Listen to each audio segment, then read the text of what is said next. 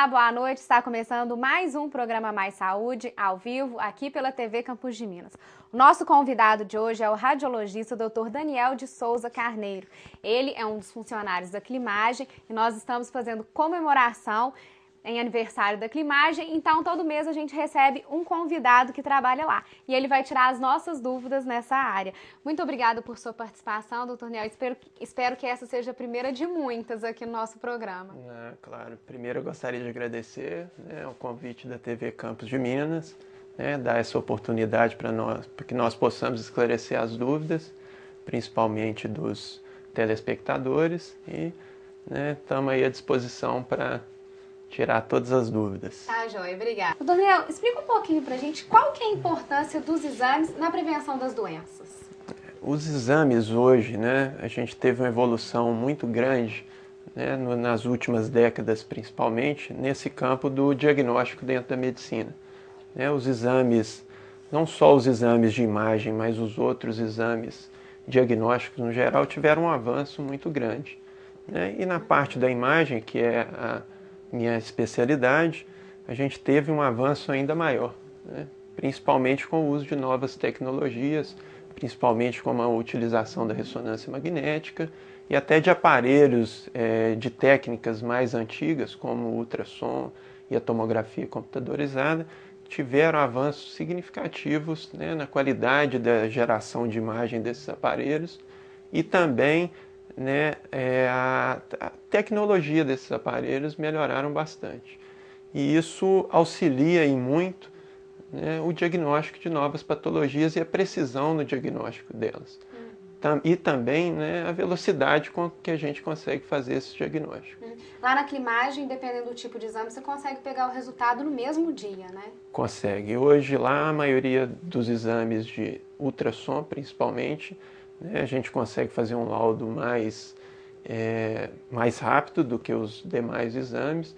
Os laudos de tomografia e ressonância eles demoram um pouco mais para serem elaborados, mas desde que o paciente precise ou tenha alguma necessidade especial, alguma urgência, esses exames podem também ser liberados no mesmo dia. E qual que é o prazo de entrega desses exames normalmente? E por que a demora?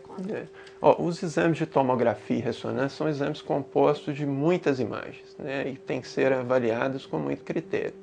Então, esse tempo que a gente pede é para avaliar esses exames e ter um melhor diagnóstico, fazer uma análise melhor e tentar contribuir da melhor forma possível com o colega, com o médico assistente que solicitou esse exame. Então é importante os pacientes terem um pouquinho de paciência na entrega do resultado para garantir a eficiência também, né? Com certeza.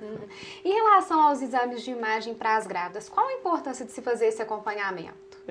O exame para gestante, que sempre foi utilizado ou utilizado nas últimas décadas, é o ultrassom. O exame ecográfico ele auxilia em muito o médico ginecologista e obstetra a avaliar a evolução dessas crianças, como que essas crianças estão evoluindo, porque você consegue ver a morfologia e consegue também avaliar o desenvolvimento dessas crianças. Então, a ecografia hoje para a obstetrícia ela é de extrema importância. Por quê? Porque ela ajuda não só na detecção de patologias, como também na avaliação do desenvolvimento fetal. Eu vejo algumas grávidas que quando falam que tem que fazer ultrassom morfológico, elas ficam morrendo de medo, não dormem no dia que antecede o exame. Por que elas têm tanto medo assim, doutor Daniel? É pelo diagnóstico? Quais doenças pode se diagnosticar com esse exame?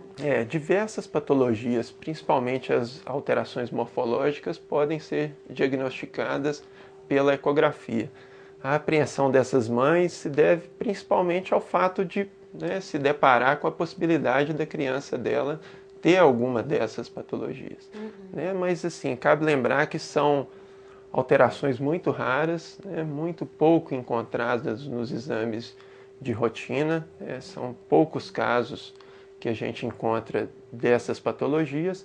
Então, assim, não tem que ter apreensão, tem que ir lá, tem que fazer o exame, tem que fazer o acompanhamento, porque são de extrema importância, como eu disse, não só para a detecção de patologias, mas também para avaliação do desenvolvimento dessas crianças. Tá, e também se tiver algum probleminha, tem alguns problemas que tem recurso, enquanto o bebê ainda está na barriga da mãe, né, doutor Daniel? Então, essa importância também para ajudar ainda mais, para fazer o diagnóstico. E cabe lembrar que hoje a gente já está, né, tendo acesso à ressonância magnética fetal, né, que é uma ressonância que avalia a morfologia fetal. Então, em alguns casos específicos, não são todos os casos, que se detecta alguma anormalidade no exame ecográfico, tem-se uma indicação de prosseguir a propedêutica, né, prosseguir a investigação com o exame de ressonância.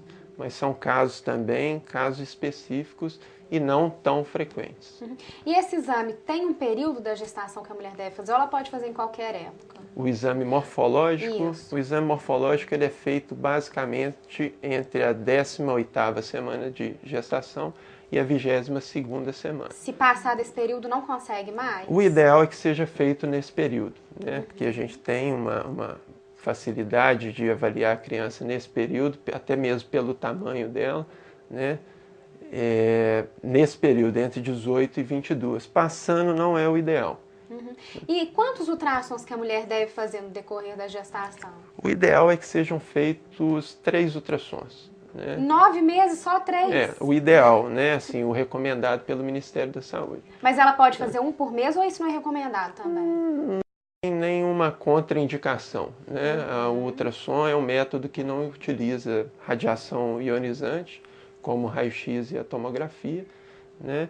E não provoca nenhuma alteração ou não traz nenhum malefício para a criança. E se a gestante precisar fazer um exame de imagem, doutor Daniel, que oferece radiação, ela pode fazer ou ela tem que esperar ter o bebê? Não, depende. Depende, cada caso é um caso. Né? Em alguns casos que a gente não consegue utilizar um outro método diagnóstico, né? Por exemplo, caso de apendicite, um apendicite numa gestante, né? A gente pode fazer o diagnóstico utilizando a ecografia, o ultrassom. Então tem outros recursos para Tem outros recursos, né? E a gente vai esgotar ao máximo esses recursos para não expor essa paciente à radiação ionizante. E quais são os tipos de exames que vocês oferecem na Climagem? Eu sei que são muitos, que a Climagem está em ampliação, que vai ter outros setores, mas fala basicamente quais são os que tem lá. Basicamente a gente faz todos os exames que envolvem radiografias, né? As radiografias convencionais e a mamografia também, que é um método que utiliza radiação ionizante, então é uma radiografia também. Fazemos todos os exames de ecografia, né? Fazemos tomografia computadorizada, né? Ressonância magnética e densitometria óssea também. Então a nossa cidade está bem equipada em relação a isso, né, doutor? Tá, com certeza. Lá nós dispomos de muitos, não só uma variedade muito grande de métodos diagnósticos, mas também de equipamentos de grande tecnologia, equipamentos super modernos, né? Equipamentos muito recentes, né? Que inclusive muitas vezes nós não encontramos até em cidades grandes, né? Porque a gente tem uma falsa impressão que na cidade do interior a gente tem uma medicina de pior qualidade. Que não né? É verdade. E eu vim de Belo Horizonte, né? Então uma coisa que me surpreendeu foi isso, trabalhar num lugar que a gente tem um acesso muito grande à tecnologia de ponta, equipamentos de qualidade, e isso é muito importante para o diagnóstico dessas patologias que a gente discutiu anteriormente. Então, as pessoas de São João, a nossa população, pode ficar tranquila em relação a isso, né? Pode. Doutor Daniel, eu tenho uma pergunta do Daniel, que é seu xará, um telespectador. Ele gostaria de saber se é mais difícil fazer os exames de imagem nas pessoas obesas. Então, vamos lá responder aí o Daniel, meu xará. Realmente, Daniel, você tem razão. As pessoas obesas, elas apresentam uma certa dificuldade na realização de alguns exames específicos. Por exemplo, a ecografia, o ultrassom. Né? O ultrassom ele é um aparelho que utiliza ondas sonoras, né, para obter as imagens. Então, o paciente obeso, ele dificulta, né, por causa do tecido adiposo que ele apresenta no subcutâneo, ele dificulta a penetração dessas ondas sonoras. Então, ele dificulta a formação das imagens também. Então, o paciente obeso, para nós que somos os médicos que operam e operam o aparelho e também fazem os diagnósticos, a gente tem uma certa dificuldade de fazer diagnóstico nesses pacientes devido a essa quantidade excessiva de gordura. Realmente atrapalha bastante. E pode prejudicar no resultado do exame? Pode prejudicar, pode diminuir a acurácia do método, né? A gente consegue detectar menos as doenças nesses pacientes, já que a gente tem uma definição de imagem pior neles do que num paciente, né, magro ou um paciente que não esteja com sobrepeso ou com obesidade. Em relação ao contraste, doutor Daniel, muitas pessoas morrem de medo de tomar. Qual que é a importância em fazer o uso para o resultado do exame? Isso. A utilização do contraste, seja na tomografia ou seja na ressonância nuclear magnética, ele tem algumas indicações, né? E quando indicado, ele é de extrema importância. Tá? Quem decide a indicação da utilização do meio de contraste geralmente é o médico radiologista, né? Através de uma alteração que ele evidencia no exame, ele solicita a injeção desse contraste. Quanto à segurança da utilização do meio de contraste, a gente sabe hoje que a maioria dos meios de contraste utilizados e que são utilizados por nós lá na Climagem são meios de contraste muito seguros, né? Se você pegar numa população o número de reações alérgicas que tem a utilização do meio de contraste é um número muito pequeno, né? Que não tem tanto significado. Existe a chance de ter uma reação alérgica? Existe, mas cabe lembrar que a maioria dessas, né, reações alérgicas são reações leves, né, que o paciente não vai ter nenhuma complicação maior e que mesmo as que são graves são muito raras, né, muito raras mesmo. E qual que é a importância, então, em se utilizá-lo para o resultado do exame? Isso, é o que eu havia dito anteriormente. O meio de contraste, ele vai auxiliar no diagnóstico, né?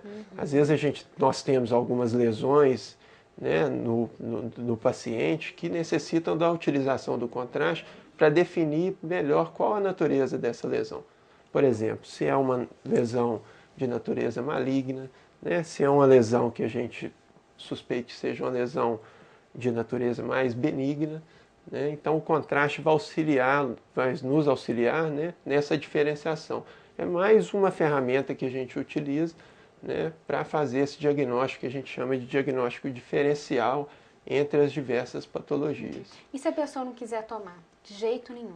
O contraste, é como a realização do exame, né, é um direito do paciente. Se o paciente não quiser tomar o contraste, né, não quiser fazer a utilização do meio de contraste, nós não utilizamos esse meio. É uma decisão do paciente. O médico, cabe ao médico somente orientá-lo, né, dos problemas ou das dificuldades na interpretação daquele exame que o médico radiologista vai ter se não utilizar esse meio de contraste. Então é importante as pessoas que vão fazer terem a consciência de que realmente é preciso, que não vai causar mal, que isso é para o bem-estar dela para poder diagnosticar a doença, né? Com certeza. Tá. E os exames de imagem, qual que é a importância deles, doutor Daniel, no diagnóstico dos todos os tipos que tem de câncer? Os métodos de imagem, cada um tem seu papel, né? Não quer dizer que a ressonância, por ser mais recente, por ser mais moderna, ela é um método mais eficiente que os demais métodos. Por exemplo, no diagnóstico do câncer de mama, nós utilizamos como método de triagem, né, em pacientes normais, em pacientes que não têm doenças prévias, nós utilizamos a mamografia, que basicamente é um método que utiliza raio-x, né, como se fosse um raio-x mesmo convencional, né? E a mamografia hoje é um método que a gente chama de padrão ouro. O que é isso? É um método, o melhor método para rastreamento do câncer de mama. Tá? Então esse é um exemplo de... Né? Então o resultado do ultrassom na mama e da mamografia é melhor do que o ultrassom? Não. Os métodos de imagem, geralmente, eles são complementares. Né? Por exemplo, o médico solicitou uma mamografia, né? Viu uma lesão suspeita, ou alguma lesão que ele não acha que é suspeita, mas é que ele quer estender um pouquinho, né, complementar esse diagnóstico que ele fez pela mamografia. Geralmente ele solicita o ultrassom. Né? O ultrassom vai servir não como método melhor do que a mamografia, né, mas como um método complementar essa outra técnica. Algumas mulheres dizem que é terrível fazer mamografia, que é super doloroso. Eu acredito que tenha evoluído. Realmente evoluiu em relação ao equipamento? As mulheres se sentem mais confortáveis? Em relação à dor apresentada pela paciente, né, a mama a gente sabe que é uma região do corpo que tem muitas terminações nervosas, né, e que qualquer atrito ou impacto de maior intensidade vai resultar, né, numa dor mais intensa. A mamografia, o que a gente tem que fazer? A gente tem que comprimir a mama. Para que comprimir a mama? Para dispersar o máximo possível o tecido mamário, né, e aumentar a sensibilidade desse método na detecção dessas patologias. Então, é quase inevitável essa compressão. É dolorosa, mas é o que eu falo sempre para os pacientes. É um exame que se faz basicamente uma vez por ano, né, um exame de extrema importância para a mulher, né, que das maiores neoplasias malignas que acometem a mulher é o câncer de mama, né, que o exame que vai fazer uma vez por ano, sendo um exame bem feito, um equipamento de qualidade, com um médico bem treinado, né, vai resolver bem, né, esse problema do câncer de mama. E a dor vai ser suportável vai também. Vai ser suportável. Tá. O prometido. Daniel, infelizmente nosso programa está chegando ao fim. Muito obrigada por sua participação. Seja sempre bem-vindo. Espero que você volte outras vezes. Gostaria de mandar um abraço para sua noiva que está aqui no nosso estúdio nos acompanhando. Obrigada. Seja bem-vindo à nossa cidade. E você tem mais alguma consideração a fazer? Quer deixar um recadinho para os nossos telespectadores? Eu gostaria de agradecer, né, a oportunidade de estar aqui conversando com vocês e sempre que possível, né, que vocês precisarem, nós estamos à disposição. Estou à disposição lá na Climagem também, né, para os pacientes. Pode nos procurar, pode tirar qualquer dúvida. Tá? Nós estamos sempre à disposição, de portas abertas. Tá, joia. Eu que agradeço, Daniel. Eu agradeço também a todos da Climagem, o Fábio, que está nos acompanhando aqui na produção do programa. Muito obrigada. Vocês que participaram também, muito obrigada. E se você não conseguiu acompanhar o programa todo, nesta sexta-feira, às 10h10 da manhã, tem a reprise. E semana que vem estaremos de volta ao vivo com mais um assunto interessante. Então, até lá e uma boa noite.